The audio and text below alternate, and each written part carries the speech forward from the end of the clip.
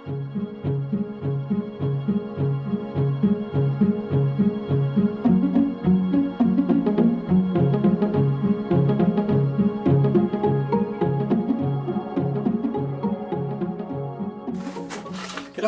I'm Nev Sweeney and this is Under the Choko tree. This is part 2 of the series of what we do around our place. So the last one obviously was the front yard, this is the backyard. As you can see, it's later in the day, it's hotter, hence the hat. Just to give you a little bit in the terms of stats, is we live in Western Sydney, in St Clair, where last summer, according to my reckoning, we hit 49 degrees C. We had some months without rain at all, and others we got a tiny amount. So a lot of the systems that we've set up here are to cope with hot, dry weather. We have 600 metres squared that we produce from. We produce roughly 80% of our veg, 40%, up to 80% of our veg, 40 to 50% of our fruit, up until very recently 100% of our eggs. And all of our herbs. So the thing is, the way our system is set up is different than a lot of other people use, where they sort of cultivate and then plant up the area that we've got. We do it on a rotating basis. We have 14 veggie patches. 7 of them are 3 metres long by 1.2 metres. The other 7 are 2 metres long by 1.2 metres wide. And the way we run our system is that it does not provide us with large gluts of food like it used to when I used to plant everything up. Now what it does is provides us enough to keep going, but it does all through the year by continuing to replant roughly every 2 weeks. We fertilise using and clear weeds with the Choko tractor, and haven't really done a lot else in the way of fertilising, a few other bits and pieces. Some comfrey liquid here and there, a bit of wood ash, but mainly it's the chooks that do the job. Anyway, enough of me gas bagging, let's go have a look. We're still in the greenhouse. This is our somewhat messy greenhouse, but it's where we raise our seedlings. So we have a number of these basically cat toilets full of sand that we keep soaking in water. They're called capillary beds, and they make sure that everything stays nice and moist. The way we grow our seedlings is to have the 8 compartment punnets, and then have a different type of veggie in each punnet. What happens is they grow up and then they get transferred to a series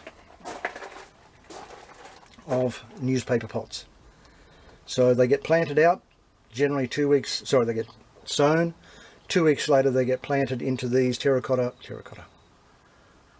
been one of those days, one of the newspaper pots, and then the newspaper pots get planted out into the veggie patches. This is what our greenhouse looks like from the outside. The clear stuff is polycarbonate. I put it in about 10 years ago, and it's done all sorts of good things for us. Now it's got shade cloth on it. Years ago I used to only plant in summer because it used to get too hot, and then some friends of ours came over and said, oh, when does the shade cloth go on? Ever since then I've been putting shade cloth on in the middle of summer, and we can plant all year round. So these are on the western fence. What we've got here is our quail house. I've got some shade cloth to keep it a bit cooler for them, which I'm using as a quail tractor, for want of a better term. And these were originally had timber surrounds, but I've replaced some of them with the Besser block.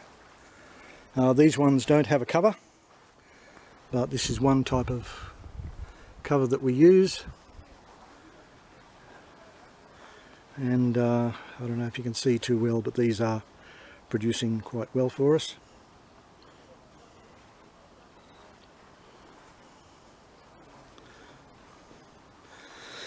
This is the Northerly veggie patch.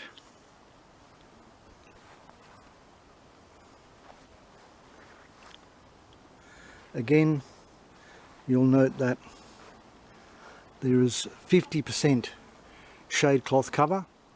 They're 50mm irrigation pipes over the top of star pickets, and a bit of timber to run across it, and then we fix the shade cloth to that. We have a number of different types of irrigation. One of the types of irrigation which I started out with is this guy, and that is a berry capsule. The idea being that that centre bit underneath the top plastic container can be extended or reduced depending upon how underneath the ground you want to have your water supply. Unfortunately, what I found was this bed is irrigated with them, but you can't see it because the plastic container had to come off. What I found was that it just really didn't work with the chooks, and to have to pull it on and off, even though it was only a couple of times a year, just got to be too much of an issue. I did mention to you the banana circle, and that's what it's evolved into, from tiny little things. Water that comes directly out of from the shower gets fed into the centre of it, and it's continued to do amazing things even with all of the dry weather that we've had. What I'm doing now, looking at the house, this is looking at the house from the west, which is where we get fairly hefty sun exposure. So we built a back deck and put some blinds on it to keep that down, but we're also using plants. So one of the things, apart from providing bananas, that the banana circle does is to help shade the house, as does the mandarin tree, and further around we've got a passion fruit that goes up and over my office window. We also have quite a nice patch of Jerusalem artichokes that before the rain were looking quite sad. We've got some bathtubs here. This bathtub is our productive water garden. Has arrow leaf and water chestnuts, and we get a good production from that every year. Over the back you can see we've also got some other arrowroot. And then what we have, it's a little difficult to see, is two bathtubs that we use to process grey water from the washing machine. So it comes out into the one with the taro in it, overflows into the one with the papyrus in it, and then comes out here, and we use it to water the mandarin tree, and again works very, very well. There's where we put our organic matter to keep the bananas functioning happily.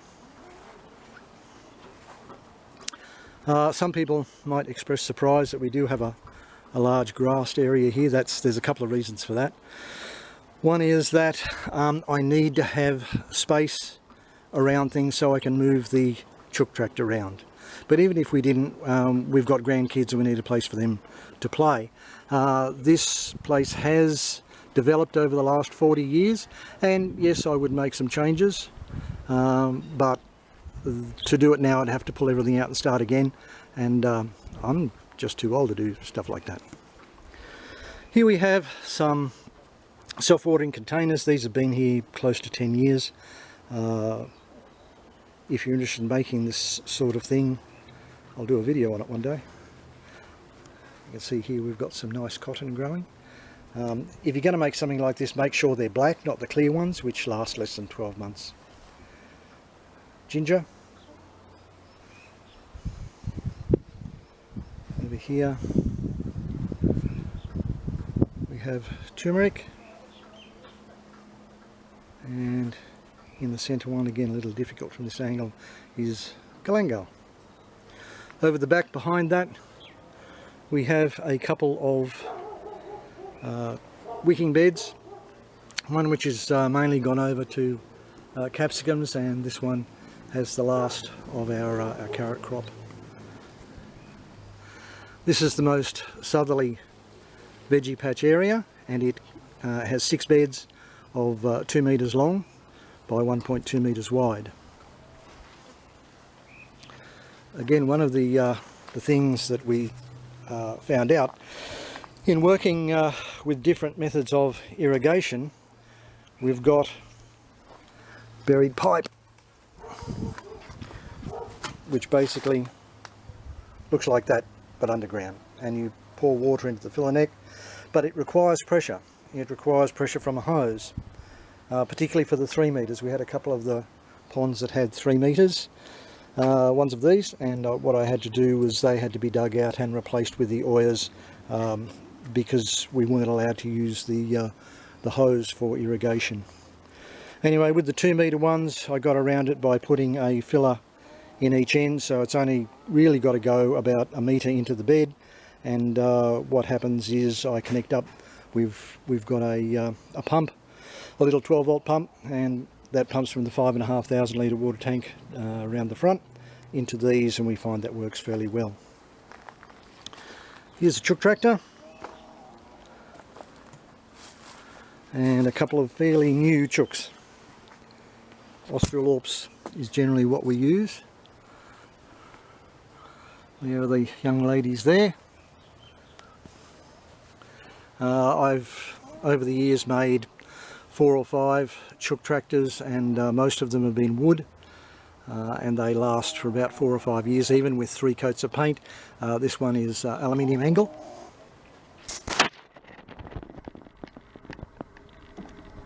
That's what they look like inside. A couple of perches for them to sleep at, and to lay in.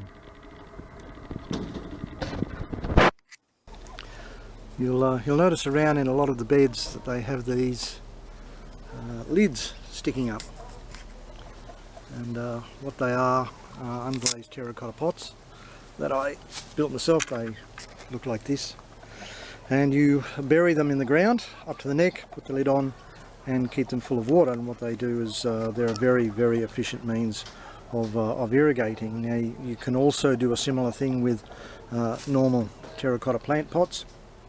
This particular one has a plant saucer underneath, but you can use 2 pots, one underneath the other, upturned, and silicone those together, bury them in the ground, and they do the same thing. I'll leave a link in the description on how to make them in case you're interested.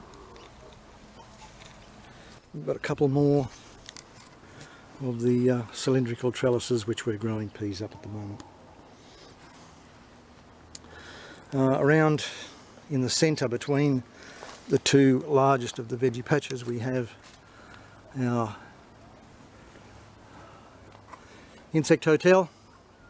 We've got a few insects in there, but the heat has knocked them around a bit, and we also have another self-watering insect waterer.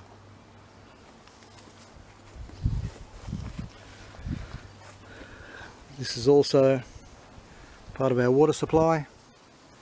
2,500 litre tanks, so about 5,000 litres all up. The far one's probably been in about 35 years. This one a little bit less than that, probably closer to 30. But still doing remarkably well. If you did get to see the part on Gardening Australia on our place, this is one of the things that Costa liked, which I use for extracting the goodies from comfrey into a container at the bottom. It's not working at the moment. The comfrey that you saw around the front has only just started to come back up. It's been so hot and dry they really haven't been doing well. But I can start harvesting them and using them shortly. And now that this is a 3,000 litre water tank.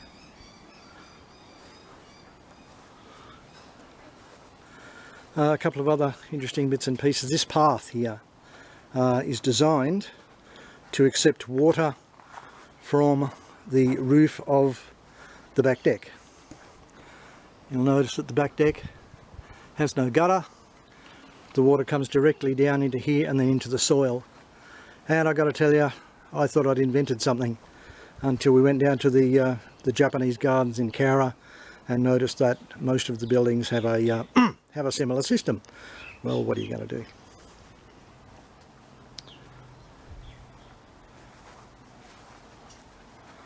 And we have a doing quite well but not productive cardamom plant. You'll also notice that up here I've got hanging baskets. None of them have much in them due to time issues I've had this year, but they each have a little pot oya to keep them hydrated. And last year they did well and they were quite productive, and hopefully this year I'll get a bit of time once spring comes around to get them in and moving again. One of the other things that we have installed, which is good for biodiversity, is we have a rather large pond here which has a number of different plants, including papyrus, a whole stack of goldfish. It does have some water chestnuts, and of course this plant with a purple flower, which the name has just gone out of my head, as things tend to do. But that's basically what we do here in the backyard. As you can see, it really doesn't matter what time of year you were to come here. Whenever you came, you would see some of the beds very productive, some of them a bit rank, waiting for the chooks, some of them waiting to be replanted. Another thing I should mention is our Biopod. This is designed to produce black soldier fly larvae, high protein food for the chooks. It's currently not active, but it will be shortly. When we get the chooks and they get a bit old, they come out of the chook tractor and they go into the retirement village. And what they do is I put a whole stack of straw in. They use that straw to dig through, and then I take it and use it as mulch, so they're still productive. We also have a worm farm, a worm bath, which just ignore the toilet, it's not in operation yet. And the material we get out of that, the worm castings that we get out of it, are used to make our seed raising mix. We make our own seed raising mix for raising our seedlings. And of course, our solar and wind powered clothes dryer. But yeah, that's about it. If you have any questions, please leave them down in the comments below, and see you in the next video. Bye.